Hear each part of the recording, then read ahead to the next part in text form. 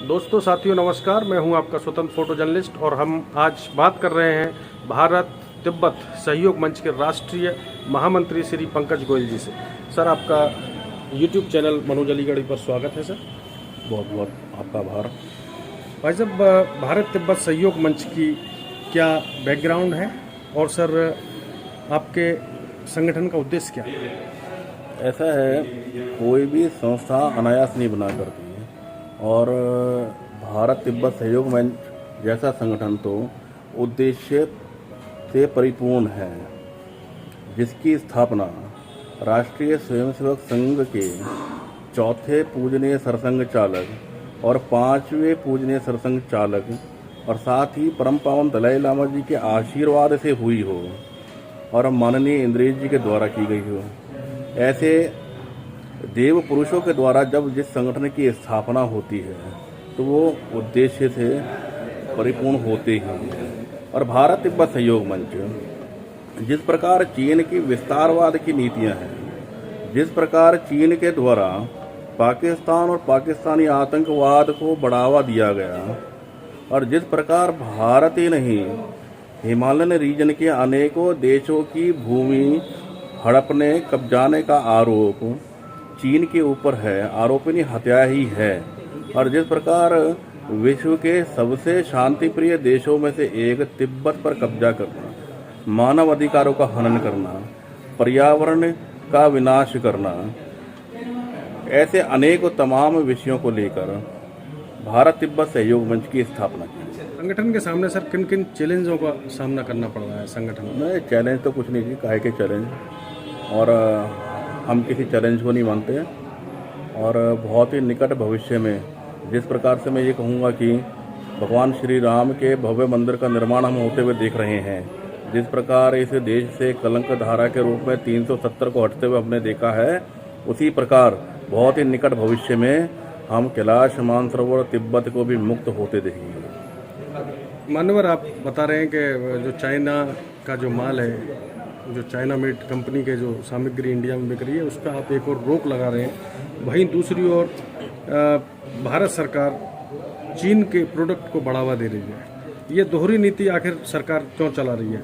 ऐसा है, भारत देश विश्व व्यापार संगठन की सदस्य होने के कारण सरकार की मजबूरी है, वो किसी भी देश के सामान पर रोक नहीं लगा सकती। लेकिन देश की जनता किसी भी नियम कानून से इन सब चीज़ों के से बाध्य नहीं है।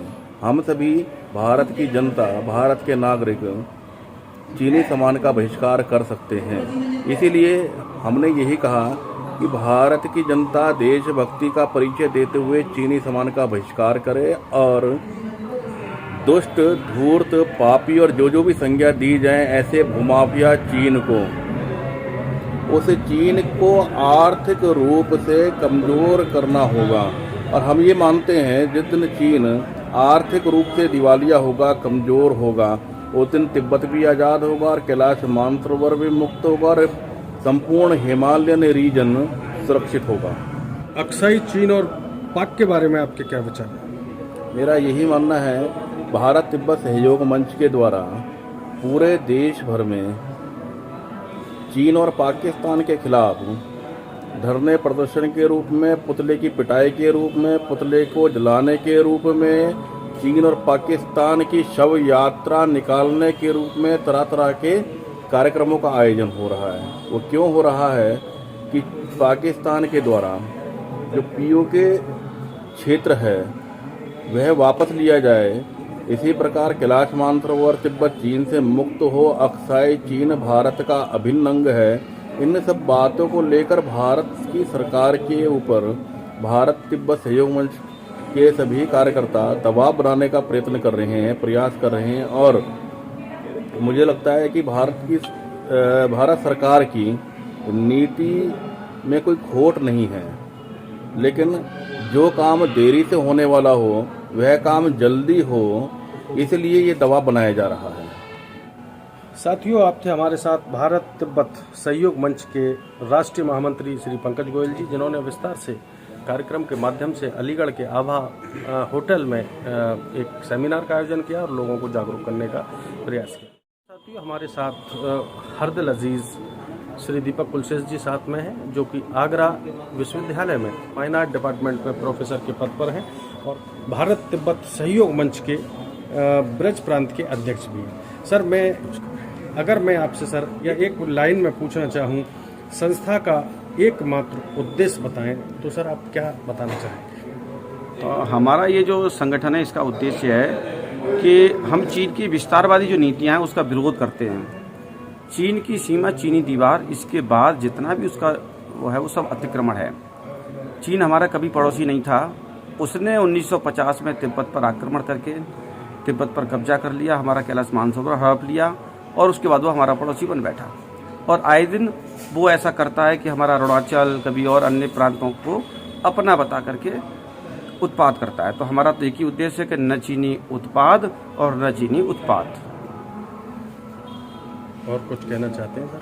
और मैं यही कहना चाहूँगा अपने सभी साथियों से, सभी मित्रों से कि चाइना को हम अगर किसी भी तरीके से मात दे सकते हैं तो उसके प्रोडक्टों का हमें बहिष्कार करना होगा, चाहे किसी भी कीमत का हो। अपने बच्चों को समझाएं, अपने घर परिवार में और अपने समाज में चाइना के आइटम को लेने का विरोध करें, बंद कराएं। सर, आपने बताया कि चाइना का बहिष्कार करेंगे हम लोग। आप ब्रज प्रांत के प्रदेश अध्यक्ष हैं और अलीगढ़ का जो मार्केट है हमारा, जिसको हम मामू भांजे मार्केट कहते हैं, यहाँ पर आपका व्यवसायी वर्ग रहता है और बड़ी तादाद में भाजपा का ही सपोर्टर और वोटर पूरे तरीके से चाइना का माल बेच रहे हैं। उनके लिए क्या आप कहना चाहेंगे? मैं उनसे यही निवेदन करूंगा कि हमें ऐसे माल को धीमे धीमे छोड़ के बंद करना चाहिए। हमें अपने भारतीय माल को, प्रोडक्ट को आगे बढ़ाने का काम करना चाहिए। और उस माल की कोई गारंटी नहीं होती और उस माल से विदेशी नीतियां हमारी प्रभावित होती हैं। वो सब चाइना जो है पाकिस्तान को, उसको पैसे को यूज करता है और पाकिस्तान हमारे देश पर तमाम आतंकवादी गतिविधियों को उसी पैसे से संचालित करता है। तो साथियों, आप थे हमारे साथ हरदिल अजीज़ दीपक कुलशेष जी, जो कि मंगलायतन विश्वविद्यालय में भी लंबे समय तक रहे और आगरा विश्वविद्यालय में आप फाइन आर्ट डिपार्टमेंट में जिम्मेदारियों का निर्वहन कर रहे हैं। तो बहुत बहुत धन्यवाद सर, आपने हमें समय दिया। Thank you. उत्तर प्रदेश के जनपद अलीगढ़ में आए और आपने चीनी सामान के बहिष्कार का एक लोगों को संकल्प दिलवाया। वहीं सरकार विदेशी प्रोडक्ट यानी चाइना के माल को बढ़ावा दे रही है और कहीं सरकार की ये दोहरी नीति का एक। ऐसे मेरा नाम वीरेंद्र अग्रवाल है और भारत तिब्बत सहयोग मंच का पश्चिमी उत्तर प्रदेश के प्रभारी के नाते आप कह रहे हैं एक तरफ तो सरकार उसको बढ़ावा दे रही है, पाबंदी नहीं लगा रही है। मेरा कहने का मतलब ये है कि सरकार का काम है, सरकार तो तब काम करती है ना जब हम देश के अंदर जन जागरण करेंगे, देश को ऐसा माहौल बना के देंगे जिससे उस माहौल को, जो माहौल बनाएंगे तो माहौल के हिसाब से तो सरकारें निर्णय लेती हैं। जब हमारा जब माहौल बन जाएगा पूरे देश के अंदर तो सरकार को मजबूरन निर्णय लेना पड़ेगा। कुछ कूटनीति के कारण सरकारों को ये करनी पड़ती है, लेकिन हम जनता की भी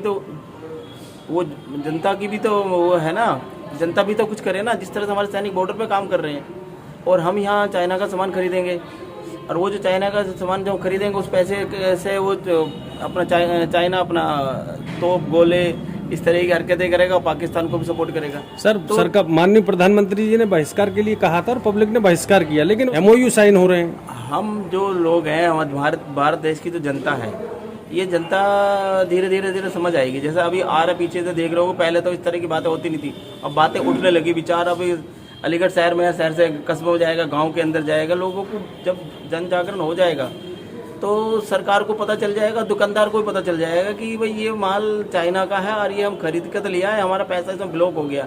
जब कोई खरीदेगा ही नहीं तो उस पर वो जो व्यापारी वो लेके आए नहीं आएगा। जब नहीं लेके आएगा तो सरकार को भी इस पर चिंता करनी पड़ेगी और जब सरकार चिंता करेगी तो सरकार निर्णय भी लेगी इस बात का। जैसा सर, भारत तिब्बत सहयोग मंच द्वारा अलीगढ़ के अलावा और कहाँ कार्यक्रम आयोजित किए गए हैं? भारत तिब्बत सहयोग मंच पूरे देश के अंदर सभी जिलों के अंदर काम कर रहा है और भारत तिब्बत सहयोग मंच के द्वारा हम 18 नवंबर से लेकर 25 नवंबर तक एक यात्रा का आयोजन भी करते हैं जिसका नाम है तवांग तीर्थ यात्रा। उस तवांग तीर्थ यात्रा का उद्देश्य यही है, जो हम लोग कश्मीर और जम्मू कश्मीर के अंदर जाते हैं घूमने के लिए, और पाकिस्तान, वहाँ के लोग पाकिस्तान और आतंकवाद को बढ़ावा देते हैं, कश्मीरी ही। अगर वहाँ हम यात्रा को हमें कम करना है और तमाम तीर्थ यात्रा को बढ़ाना है, मतलब टूरिज्म को बढ़ाना, वहाँ की सुंदरता इतनी है कि बाकी जगह आप देखोगे तो भूल जाओगे बाकी यात्रा करना। इस तरह से देश की यात्रा देश के अंदर ही जो यात्री करें, पैसा भी उस देश के काम ही आता है उसका।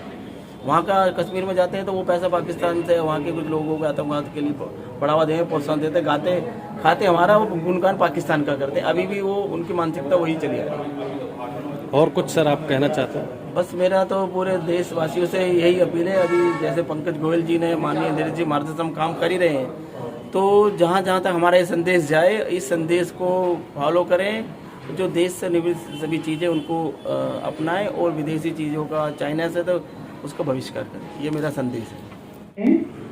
शहर विधायक श्रीमान संजीव जी राजा जी आ चुके हैं।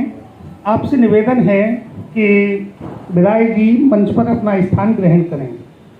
इसे निवेदन करूंगा कि आपको मंच से थोड़ा सा उठना पड़ेगा और श्री पंकज गोयल जी का अंक पटका पहना करके स्वागत करें। श्रीमान सत्य प्रकाश जी अग्रवाल।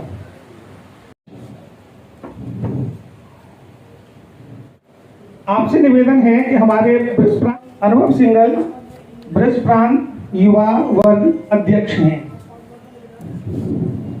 तो इस औपचारिक उद्घाटन के बाद एक जो सबसे बड़ा एक प्रश्न आता है कि भारत तिब्बत सहयोग मंच क्या है और इसकी आवश्यकता क्या है। इसके लिए हमें थोड़ा सा इतिहास में जाना होगा कि सन 1950 से पहले तिब्बत की राजधानी ल्हासा में भारत का भी दूतावास था और चीन का भी दूतावास था। इसका अर्थ ये हुआ कि तिब्बत जो था एक स्वतंत्र देश था और एक बफर स्टेट के रूप में भारत और चीन के बीच में विद्यमान था। लेकिन 1950 के बाद धीरे धीरे चीन ने उसे अपने कब्जे में लेना शुरू किया और तब तत्कालीन जो सरकार थी, मुझे नहीं पता किस दबाव में या किस भय से, उन्होंने उसका कभी कोई विरोध नहीं किया। जब 1953 में भारत के पास ये प्रस्ताव आया कि संयुक्त राष्ट्र की स्थायी सदस्यता मिल जाएगी, तो भी हमारी तत्कालीन सरकार ने ये मना कर दिया कि हमें स्थायी सदस्यता नहीं चाहिए और वो हमारे भाई चीन को दे दी जाए। 1959 में दलाई लामा, परम पावन दलाई लामा को चीन तिब्बत छोड़ना पड़ा क्योंकि चीन ने आक्रमण किया और उसके बाद 1962 में भारत चीन युद्ध हुआ, जिसमें हमने अपने तिब्बत को थाल में परोस करके चीन के सुपुर्द कर दिया था। शायद कोई लड़ाई नहीं हुई, कुछ नहीं हुआ, केवल एक उसको सुपुर्द कर दिया गया। तत्कालीन सरकार की कोई भी समस्याएं हो सकती हैं, लेकिन वर्तमान में हम लोगों ने इस समय पूरा दृढ़ संकल्प कि तिब्बत और मानसरोवर को हमें चीन के पंजों से मुक्त कराना है। भारत तिब्बत सहयोग मंच इसी उद्देश्य के लिए कार्य कर रहा है और कार्य करता रहेगा जब तक कि हम अपने तिब्बत और मानसरोवर को चीन के पंजों से मुक्त नहीं करा लेंगे। तो ये एक आपको संक्षिप्त जानकारी संगठन की, कि संगठन किस क्षेत्र में कार्यरत है। संघ का अनुषंगिक संगठन है और माननीय परम पूज्य श्री इंद्रेश जी इसके संरक्षक हैं, जो कि पूरे देश में भ्रमण करते हैं। उसमें काम करने की जो उसकी पद्धति होती है, जो प्रांत की कार्यकारिणी है जैसे, और फिर उसके बाद जिले बनते हैं। आप लोग कहीं ना कहीं किसी न किसी क्षेत्र में काम कर रहे होंगे। ये आपके लिए भारत तिब्बत सहयोग मंच नया हो सकता है, लेकिन आप लोग काम जो कर रहे हैं तो उसी हिसाब से जो भारत तिब्बत सहयोग मंच है, माननीय इंद्रेश जी हमारे संरक्षक हैं, उनके ही मार्गदर्शन में भारत तिब्बत सहयोग मंच काम करता है। और भारत तिब्बत सहयोग मंच की माननीय इंद्रेश जी को बनाने की आवश्यकता क्यों पड़ी? हिमाचल प्रांत के प्रदेश के अंदर 5 मई 1999 को भारत तिब्बत सहयोग मंच की स्थापना हुई। उस समय के जो अपने राष्ट्रीय स्वयंसेवक संघ के वरिष्ठ प्रचारक और केसी सुदर्शन जी के साथ धर्म पावन दलाई लामा जी और डॉक्टर कुलदीप अग्निहोत्री जी, इस तरह के उस तरह के कार्यकर्ताओं ने इस भारत तिब्बत सहयोग मंच का गठन किया। और उससे पहले अभी बताया कि 1962 में चाइना ने भारत के ऊपर आक्रमण किया और उस आक्रमण के चलते जो भारत के हजारों किलोमीटर जमीन पर कब्जा किया, तो धर्म पावन दलाई लामा जी को तिब्बत छोड़ना पड़ा, क्योंकि चाइना की आप जानते ध्रुव चाइना है, उसकी विस्तारवादी सोच रही है। तो इस संगठन को बनाने का उद्देश्य यही है कि हमारा जो बॉर्डर है वो चाइना के साथ ना हो करके कि तिब्बत के साथ जैसे पहले था वैसे रहे। हम भारत तिब्बत सहयोग मंच मुख्यतः 5 बिंदुओं पर हम काम कर रहे हैं। पहले तो भारत की सुरक्षा, तिब्बत की आजादी, जो हमारे देवों के देव महादेव का जो कैलाश मानसरोवर है उसकी मुक्ति, और जो विषय आज देखिए हम देश की जो आबादी है, मैं जनसंख्या समाधान फाउंडेशन की संस्थापक और राष्ट्रीय अध्यक्ष हूँ। हम लोग कई वर्षों से जनसंख्या नियंत्रण के लिए मांग कर रहे हैं सरकार से, देश में 2 चाइल्ड पॉलिसी फॉर ऑल के लिए कानून बनना चाहिए। आज हमारे देश की आबादी कहते 1 अरब 36 करोड़ हो चुके हैं। अगर हम वास्तविकता में जाएं तो हम 1.5 अरब से ज्यादा हो चुके हैं। वो आंकड़े पुराने हैं। टेक्निकली लोग कह रहे हैं कि हम चीन को 2-4 साल बाद हम चीन को क्रॉस कर देंगे। अगर हम टेक्निकली रूप से देखें तो क्रॉस कर चुके हैं। वो आंकड़े पुराने हैं। आज हमारा छोटा क्षेत्रफल होने के कारण हमारे संसाधन कम होते चले जा रहे हैं। आज देश में रोटी कपड़ा मकान की बहुत बड़ी किल्लत होती चली जा रही है। स्कूलों में, कॉलेजों में, बाजारों में, बैंकों में, कहीं भी चले जाइए, यहां तक तो क्या शमशान घाट तक भी मारा मारी है। आज हमारा युवा वर्ग उच्च शिक्षा प्राप्त करके दर दर नौकरियों को भटक रहा है, और परिणाम क्या होता है? चोरी, डकैती, लूटपाट जैसी घटनाएं जन्म ले रही। हमारा देश गरीबी, भूखमरी और बीमारी से मरने वालों में नंबर 1 में आता है। ऐसा नहीं है कि हमारे देश ने प्रगति ना की हो, प्रगति की है, लेकिन उसको जनसंख्या रूपी दानव निगल रहा है। पुल है, ओवरब्रिज है, मेट्रो है, यातायात संचार के साधन है, बहुत प्रगति की है, लेकिन बढ़ती आबादी के सामने ये सब ऊंट के मुंह में जीरे के समान है। चीन ने कितने समय पहले इस विषय पे काम किया और रिजल्ट सबके सामने है, लेकिन हमारे देश में वोटों की राजनीति रही। आज मैं धन्यवाद करती हूं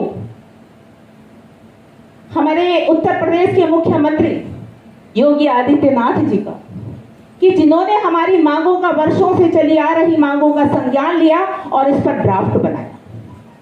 इस सरकार के लिए एक ही चीज मैं बोलना चाहती हूँ कि ये सरकार ऐसे विषयों पर हाथ डालने से नहीं डरती, वरना हम लोग बचपन से सुनते चले आ रहे हैं, हम दो हमारे दो।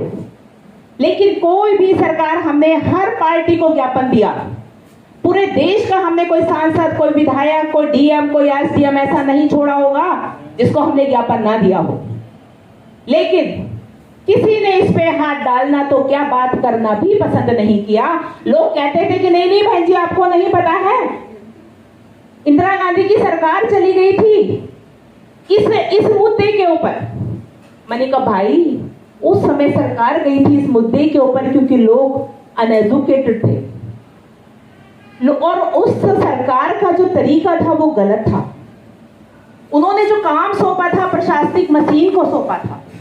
अगर आज सरकार जाएगी तो जनसंख्या नियंत्रण कानून बनाने की वजह से जाएगी, क्योंकि आज देश में सारी समस्याओं की जड़ है बढ़ती आबादी। कहीं भी आप देख लीजिए, अब लोग कह रहे हैं कि हम क्या सुबह से शाम तक, आप देखिए हम जो भी खा रहे हैं, जितनी भी बीमारियां हैं हमारे देश में, उन सबका भी कारण क्या है? उन सबके पीछे आप देख रहे हैं आज सुबह से शाम तक हम जो भी कुछ खाते हैं सब जहर खा रहे हैं। हमें आज के टाइम में कुछ भी शुद्ध नहीं मिल पा रहा, उसका कारण क्या है? और मुझे ये विश्वास जाग गया है जब से उत्तर प्रदेश में योगी सरकार आई है, तो कुछ भी हो सकता है? कुछ समय पहले तक प्रयागराज को जिस पुराने नाम से जाना करते थे, लेकिन आज प्रयागराज के नाम से, जो पुराना नाम है, उस नाम से पुनः हम सभी जानते हैं। ऐसे ही बहुत जल्दी आप सबकी जो इच्छा है, क्या है, हरिगढ़, तो इसका नाम भी बहुत जल्दी होगा, ये मुझे पूरा विश्वास है।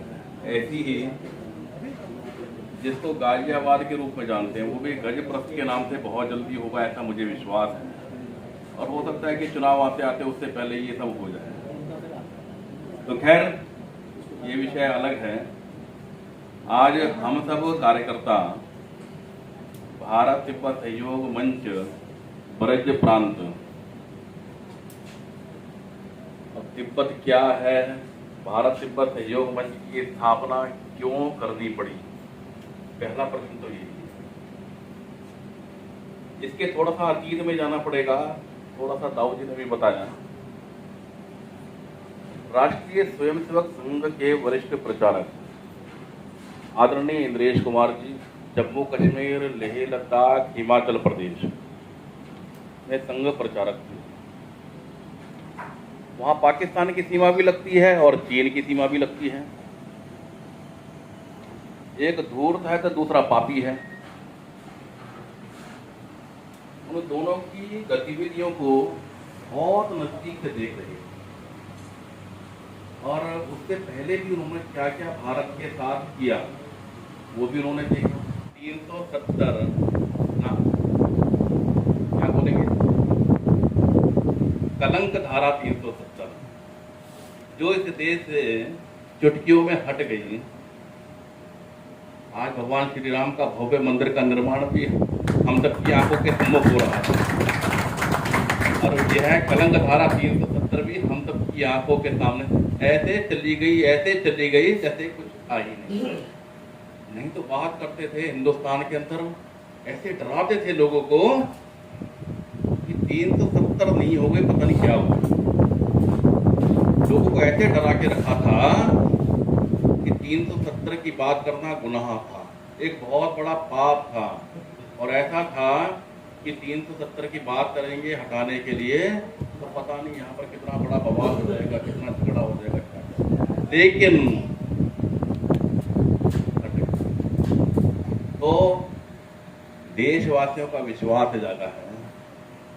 जम्मू कश्मीर की विधानसभा की 24 सीटें वो जाए, यहाँ पर हमारे जनप्रतिनिधि बैठे हैं, वो कौन सी सीटें हैं, पीओजे केवल है। लेकिन अब क्या लगता है कि बहुत जल्दी पीओजे के भी जो भारत का अभिन्न अंग था, पिछली सरकारों की गलतियों के कारण चला गया, लेकिन अब ये मजबूत और अच्छे नेतृत्व वाली जो सरकार है, बहुत जल्दी पीओजे के भी भारत का पुनः अभिन्न अंग बनेगा। कभी कभी ये भी सोचता हूँ, अच्छा ये बताइए, आपने कभी सर्जिकल स्ट्राइक का नाम सुना था क्या? कभी सुना था किसी ने सर्जिकल स्ट्राइक होती है? नहीं सुना है, मैंने भी नहीं सुना। हो गई, होने के बाद पता चला जब टेलीविजन मीडिया में और यहाँ सब चलने लगा समाचार पत्रों में सर्जिकल स्ट्राइक, तो हमें लगा तो ये होता क्या है। तब पता चला कि ये ऐसे होता है। ये एक समय था जब हनुमान जी ने सर्जिकल स्ट्राइक की थी, दूसरी सर्जिकल स्ट्राइक नरेंद्र मोदी जी ने करा पाकिस्तान में। मिशन कामयाब, जितने सैनिक गए उतने सैनिक वापस आए, खरोंच भी नहीं आए किसी सैनिक को। और जिस मिशन के लिए गए, जो करने गए, उसको अंजाम देकर पूरे के पूरे सारे के सारे ठीक सलामत वापस अपनी सीमा में आ गए। ये था हमारे भारतीय सैनिकों का, उनका साहस। तब हमें लगता है कि जब ये सब हो सकता है तो पीओजे के कभी भी भारत का अभिन्न अंग हो सकता है। और अब लगता है कि हम 1949-50 से पूर्व अपने आराध्य देव भगवान शंकर के निवास स्थान के लिए, वहां दर्शन के लिए, पूजा अर्चना के लिए जब जाते थे तब हमें किसी वीजा पासपोर्ट की आवश्यकता नहीं होती थी। बिना रोक टोक, बिना किसी की अनुमति के लिए अपने भोले बाबा के दर्शन के लिए हम लोग जाया करते थे। लेकिन आज क्या स्थिति है, कैलाश मानसरोवर की यात्रा के लिए वीजा लेना पड़ता है, पासपोर्ट बनवाना पड़ता है, चीन की अनुमति लेनी पड़ती है। क्यों ले भाई? चीन एक नास्तिक देश है जो किसी भी धर्म को, किसी भी संप्रदाय को, किसी भी पूजा पद्धति को मानने वाला देश नहीं है। वो हमें क्यों रोकने वाला बनेगा भाई? क्यों दुनिया की जमीन पर कब्जा करने वाला देश बनेगा? हमने सुना, किताबों में पढ़ा भी, वॉल ऑफ चाइना सुना था सभी ने, जिसको हिंदी में चीनी दीवार कहा। तो हमने भी कहा चीन की सीमा, चीनी दीवार, बाकी सब कब्जा है। वो क्या है जी चीन की दीवार? चीन की दीवार का जो इतिहास है वो ये है, जिस समय चीन में राजा महाराजा थे, जो चीन के प्रशासक थे, उन्होंने अपने देश की रक्षा सुरक्षा के लिए उस चीनी दीवार का निर्माण किया। उससे बाहर का जितना भी हिस्सा है वो चीन का नहीं है। ये उस समय की बात है। आज हम ये कहते हैं चीन की दीवार से बाहर जितना भी हिस्सा है उसके ऊपर चीन का नाजायज कब्जा है। उस कब्जे को चीन ने छोड़ना ही पड़ेगा। तिब्बत भी आजाद करना पड़ेगा, और जो बाकी जो 3-4 और देशों पर जो उसने कब्जा किया हुआ है उसको भी उसे छोड़ना ही पड़ेगा। पीओजे के खाली करो, खाली करो। गिलगित बाल्टिस्तान पीओजे के खाली करो, खाली करो, खाली करो। अब ये तो था पाकिस्तान के। चलिए हो जाइए तैयार। कैलाश मानसरोवर तिब्बत को मुक्त करो, कैलाश मानसरोवर तिब्बत को मुक्त करो, कैलाश मानसरोवर तिब्बत को मुक्त करो। भारत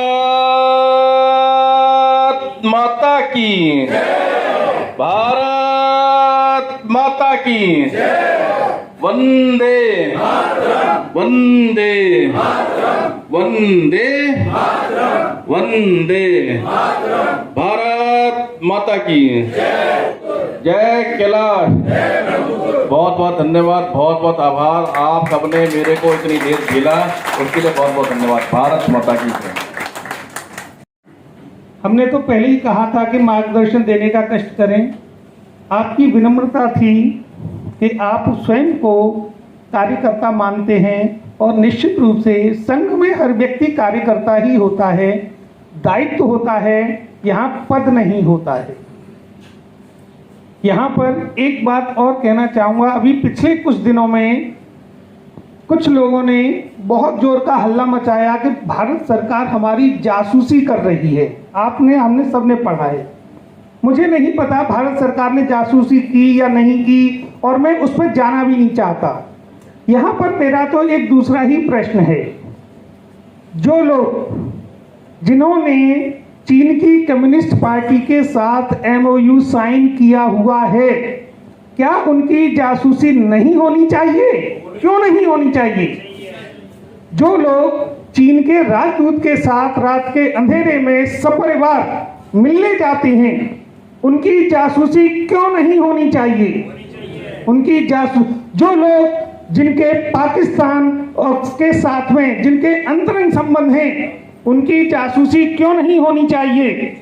और इसीलिए मैं मांग करता हूं, भारत तिब्बत सहयोग मंच की ओर से मांग करता हूं कि अगर सरकार जासूसी नहीं कर रही है तो ऐसे लोगों की, ऐसे देशद्रोहियों की जासूसी की जाए। तो मैं आभार व्यक्त करना चाहूंगा भारत तिब्बत सहयोग मंच की ब्रज क्षेत्र की कार्यकारिणी का आयोजन स्थल अलीगढ़ में चुनने के लिए आयोजकों का हार्दिक आभार और धन्यवाद। और दूसरा आभार इस कार्यक्रम में हमको बुलाने के लिए। तो आज के इस भारत तिब्बत सहयोग मंच का सम्मानीय मंच और अति सम्मानीय वो सदन जो भारत की खोई प्रतिष्ठा को वापस लाने का संकल्प लेकर यहां बैठी है, ऐसे समस्त सदन के श्री चरणों में नमन और वंदन करते हुए अभी बहुत सारगर्भित विषय हमने आदरणीय पंकज जी का और बहन सावित्री जी का सुना। किसी शायर ने कहा था, यूनान मिस्र रोमा सब मिट गए जहां से, कुछ बात है कि हस्ती मिटती नहीं हमारी, सदियों रहा है दुश्मन दौरे जवां हमारा। इस भारतीय संस्कृति को मिटाने का एक लंबे समय से प्रयास किया जाता रहा, लेकिन धन्य हिंदुस्तान की वो धरती, धन्य हिंदुस्तान की माताओं की वो कोख, जिन्होंने भारतीय संस्कृति को मिटाने का संकल्प लेने वालों का नाश करके दिखाने का काम किया है।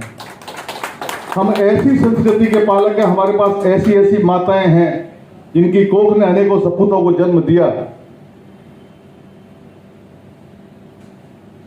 और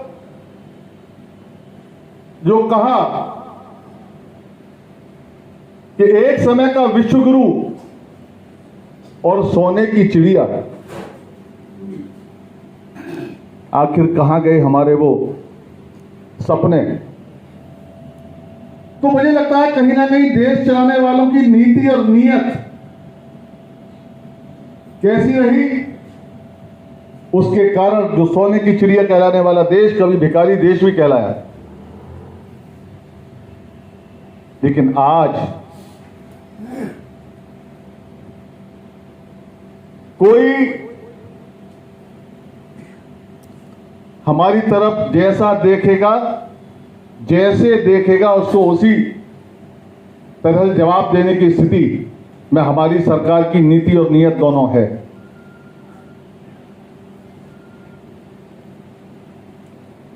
अभी भाई साहब ने बताया,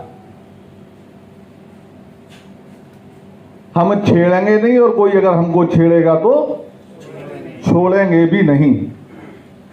और दिखा दिया पाकिस्तान को कि तुम सर्जिकल स्ट्राइक से मानोगे तो सर्जिकल स्ट्राइक से, एयर स्ट्राइक से मानोगे तो एयर स्ट्राइक से, हर तरीके से हमें आपको समझाना आता है। वो दिन गए। मुस्लिम तुष्टीकरण की नीति के कारण, वोटों की राजनीति के कारण ये देश बहुत पीछे गया। जरा विचार करें, भारतवर्ष की सीमाएं कहां तक थी। हम सब जानते होंगे, महाभारत अभी हमने देखा। अफगानिस्तान जिसको कभी कांधार कहा जाता था, कांधारी कहां की थी? सीता जी को जनकपुरी से लाया जाता है, जन्मी थी वो जनकपुरी नेपाल में भी बताई जाती है। तो कहां से कहां तक सुदूर हमारा देश था। लेकिन दुर्भाग्य, समाज बढ़ता रहा और देश कटता रहा।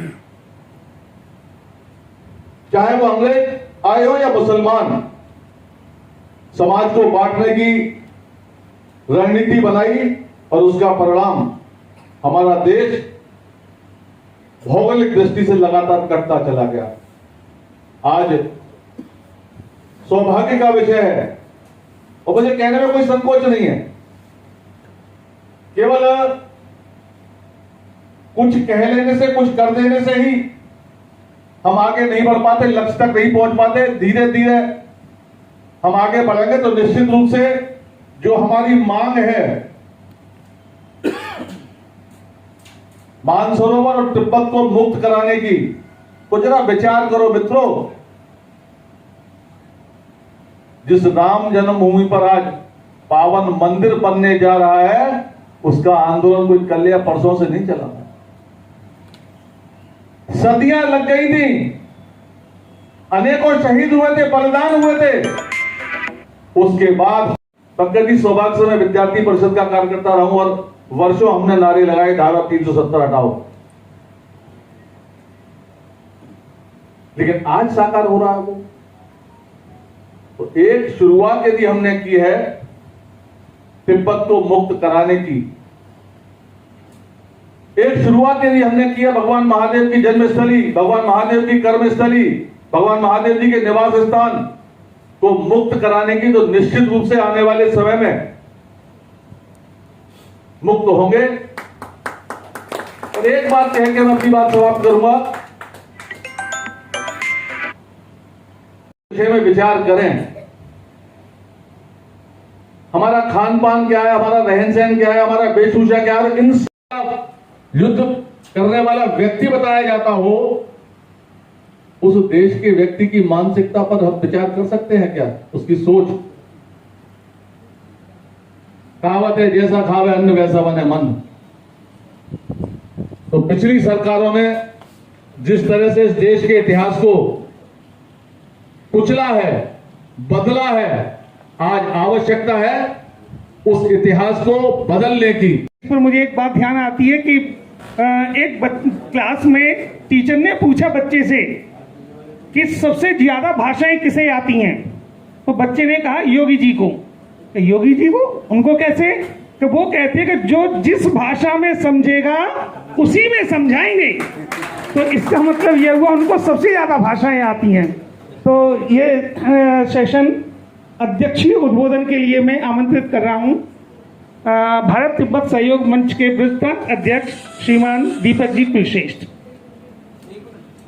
भारत तिब्बत सहयोग मंच के कार्यक्रम में पधारे सभी बंधुओं का बहुत बहुत आभार, विशेषकर माननीय पंकज जी का, जिन्होंने अपने व्यस्ततम समय से थोड़ा सा समय हमारे लिए भी निकाला, जो दिल्ली से पधारे हैं। हमारे माननीय बीरेन जी भाई साहब, हमारे क्षेत्रीय अध्यक्ष शहर विधायक माननीय संजीव राजा जी, जनसंख्या समाधान फाउंडेशन की अध्यक्षा बहन सावित्री चौधरी जी, हमारे उपाध्यक्ष श्रीमान सत्यप्रकाश जी, हमारे महामंत्री श्री दाऊजी अग्रवाल जी, युवा विभाग के अध्यक्ष श्री अनुभव सिंगल जी, श्री नीरज जी, आगरा से पधारे सभी साथी, हरिगढ़ मथुरा और पूरे ब्रज प्रांत से पधारे हमारे सभी कार्यकर्ता बंधु, मीडिया के बंधु, सुंदर फोटोग्राफी करने वाले ऐसे हमारे साथी मनोज अलीगढ़ी जी, चुकावास से पधारे श्रीमान पुंडीर जी, और यहाँ पर साउंड की व्यवस्था देख रहे, बिजली की व्यवस्था देख रहे ऐसे सभी मेरे साथी, होटल के व्यवस्थापक, माताएं बहनें, छोटे छोटे बच्चे, आप सबने यहाँ इस कार्यक्रम में उपस्थित होकर हम सबका मनोबल बढ़ाया।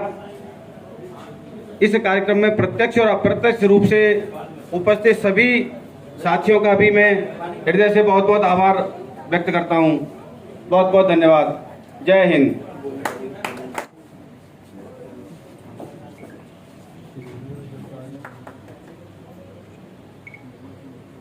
से हम खुशी व्यक्त कर सकते हैं, नारे भी लगा सकते हैं और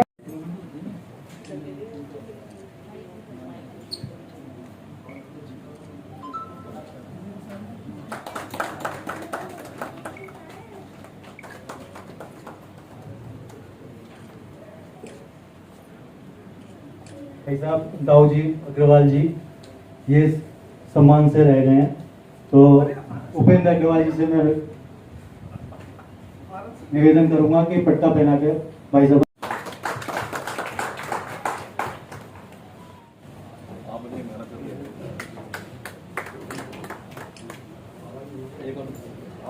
अनुभव जी।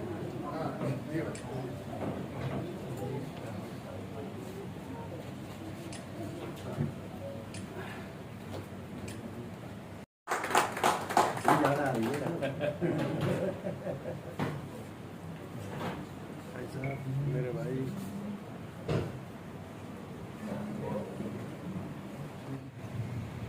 रुक जाएं सर।